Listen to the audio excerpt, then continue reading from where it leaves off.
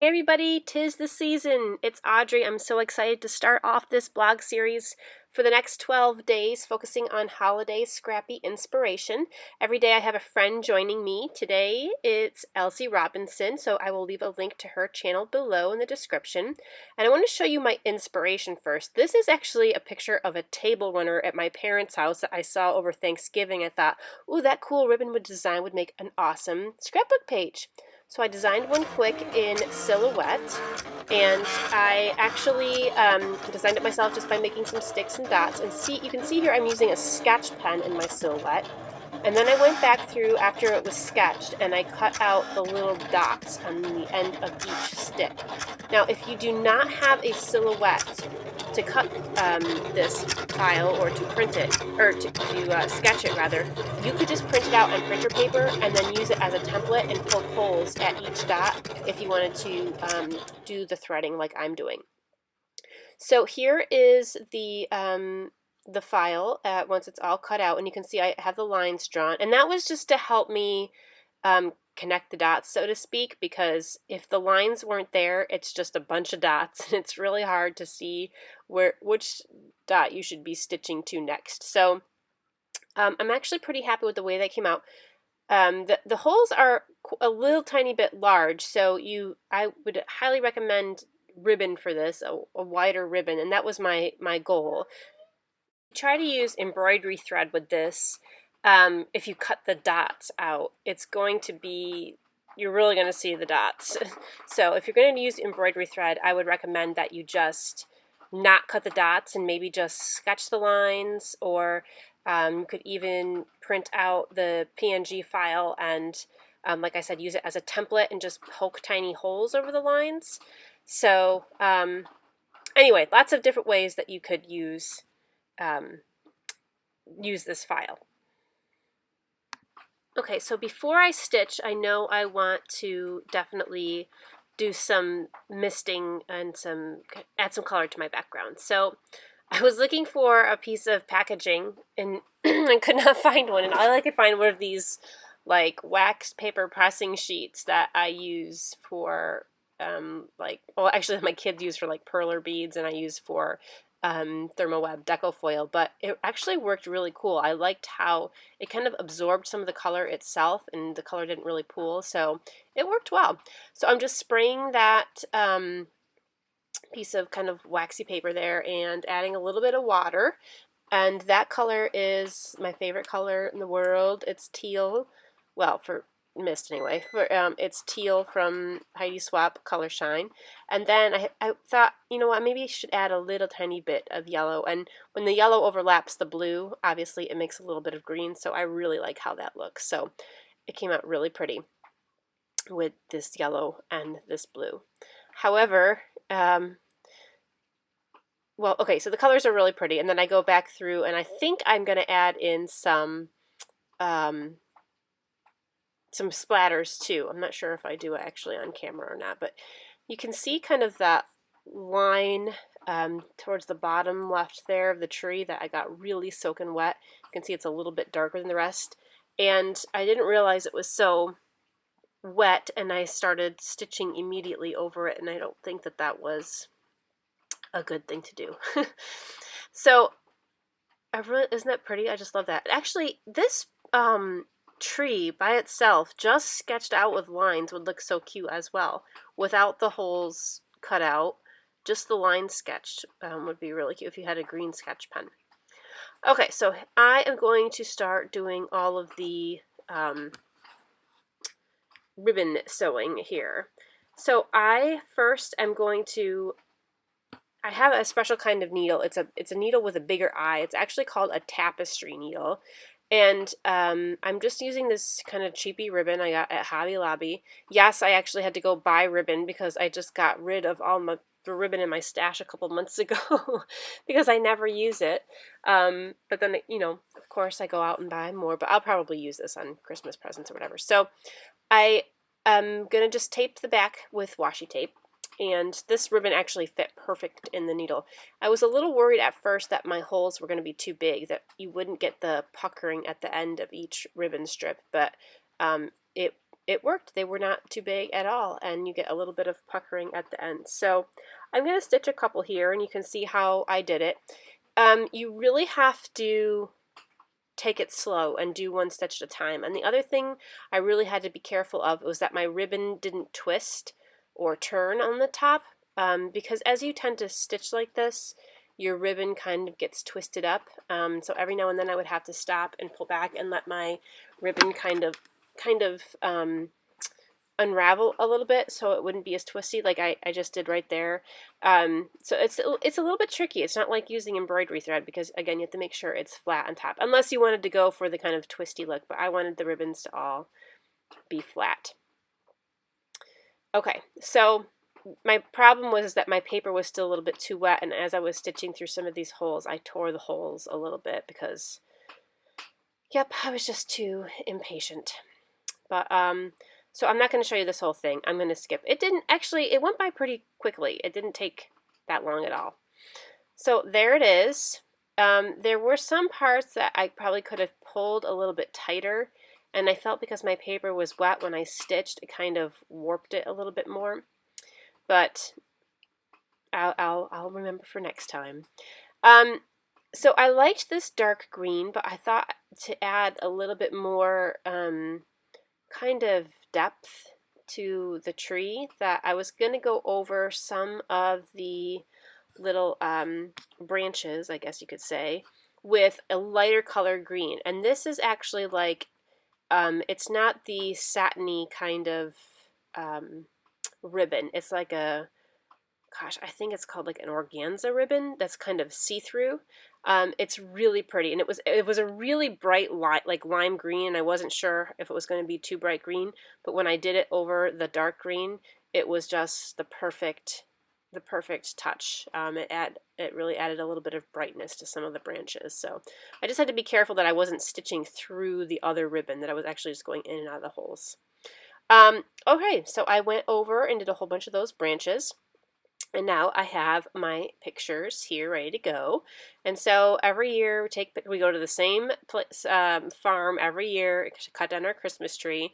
And as a matter of fact, these are last year's pictures from 2015, but we just went last weekend to get our tree, and they're getting kind of picked over because that place is getting kind of popular. They think they have to open up their other fields next year, so there's better selection, but we did get a beautiful tree this year. We always get beautiful trees there, and they last so long. So I thought, you know what? I'm going to trim this tree, and I'm going to start adding some little bits and bobs to my tree. So I just pulled out some stuff from my stash, and I'm going to go through this super quick here. I have some buttons from Fancy Pants. Those stars were from Chickadee Crafts. I have some enamel dots from American Crafts. I have some chipboard from Fancy Pants, the Fancy Pants Oh Dear line. That was probably one of my favorite Christmas lines ever. So I spend a long time going through everything and decorating this tree. And then I pulled out my own button stash that wasn't necessarily Christmas related. I was kind of looking for a few more pink ones. There were so many things I could have used, but while I was decorating the tree, I was also trying to use smaller little bits at the top, like smaller buttons, and then putting the bigger ornaments towards the bottom. And that's actually how I decorate my real Christmas tree. I use smaller. Does everybody do that? I don't know. Maybe that's just a common rule that you're supposed to use when you're decorating your tree. I don't know. I always put smaller ornaments on top and bigger ornaments on the bottom, but and then I thought to add a little bit of sparkle, I would go and add some sequins in as well. And I just pulled out, again, some sequins I found in my drawer. I have no idea where these came from, but the colors are really pretty. They're kind of like a teal blue and kind of like a bright red. Okay, so my tree has been trimmed. I got all my little decorations on, and then I'm squeezing my photos on there, and I'm like, you know what? I don't know if I liked the two photos. It was just too much. So, and I didn't need two photos. They're kind of the same. My son's eyes are closed in one, and my daughter is being goofy in the other, so it was kind of like, that's why I printed two of them, because he looks nice in one, she looks nice in the other, but oh well. they're going to have to start learning that if they don't smile nice the first time, chances are they're going to end up on a page with a silly face. So, okay, so I'm going to map my photo a little bit to make it stand off, and that piece of paper I'm using is from Jelly Bean Soup. I think it was their Holly Berry Borscht collection, which is fun to say. And then I wasn't sure if I liked the teal blue behind it or not, or it's kind of a little bit of a greenish, but I do stick with that, and I do add a little bit of red here and there, and then that silver kind of glittery paper, which is also from, actually it's the back of the teal paper. That silver glitter paper is the same paper as the teal paper. So I'm just going to work on some layers behind my photo. And now I'm going to figure out what I'm going to do with my title. So I went through my stash and found these really cool, like, corrugated cardboard alphas I have. They are thickers and a really pretty color. It's great when you find something in your stash and you're like, huh, I forgot I even had these. And my title is going to be The One. So every day for the next 12 days, I am focusing on the number for each day. So, for example, today is day 1, and I'm using the number 1 somehow on my page. And that is what I would like you to do for your challenge for each of these days, is to use that day's number in some way on your page. It could be the actual number like I have here. It could be, for example, maybe you have, for day 2, you have 2 of an item, or I don't know, for day 9 you use a grid of 9 squares. So however the number inspires you. It also could be like a play on words. So instead of the number F4, F-O-U-R, you use, 4, F-O-R, or whatever. So that's kind of my little challenge to you over the next 12 days, is to use that number on your page. So I added a piece of foam behind my photo just to make it stand up a little bit.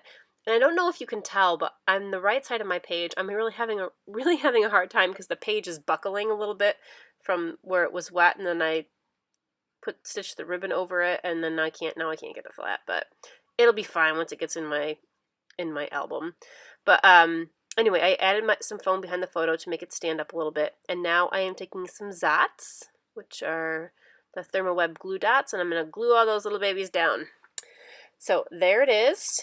All those things are glued down, and then I felt like it was too white on the top and the side, so I dug through and found this piece of paper from Echo Park, and I love the colors. The colors were perfect, but it was a chevron pattern, which means you had the stripes down one side, and the other side, all you saw were like the tips of the kind of arrow shapes and the chevrons. So I had to cut the chevron strip in half so I could get the diagonal lines on both edges, and it kind of looks like it's like one continuous paper now. So I really I'm glad I added the top and the left edge there.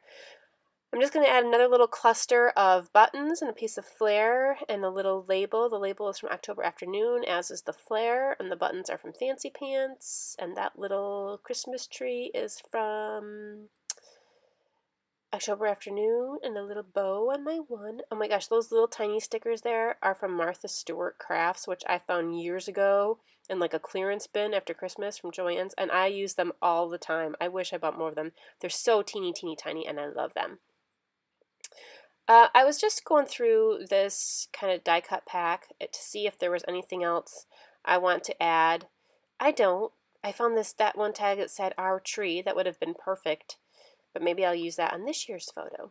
So just a couple more, fiddling around with a couple more buttons and things, and that's pretty much it. I don't add too much more to the page except my journaling.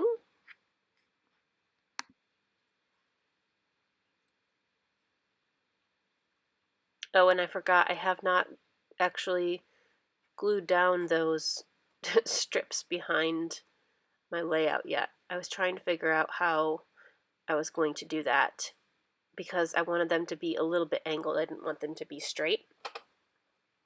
So I am going to grab my whatchamacallit, what is it called? My my trimmer, my paper trimmer. Oh my gosh, it's too late, I guess. I can't remember the word paper trimmer. And I'm just going to cut a really thin line off the side, and it is at a little bit of an angle. And the same thing with the top as well. Now here's what I do. I am lining this up so that the right edge and the bottom edge are straight because I want the angle to be on the top and the left. So the right and the bottom, the right is going to go right up against my my clear part there on my trimmer, and then I'm lining that up straight. And so now you can see that I put the little piece of paper up there on top, and then that puts the little strip of diagonal strip at an angle. So, and then I'm doing the same thing here. Now the top should be straight, and now I'm going to just glue the other side on. And there it is. Voila! And that's pretty much my finished page. So here's a close-up. Super fun. I'm really glad. I love getting inspiration from everyday things. So this came from my mom's table runner, and I really love how that ribbon came out. So there you can see the ribbons layered together.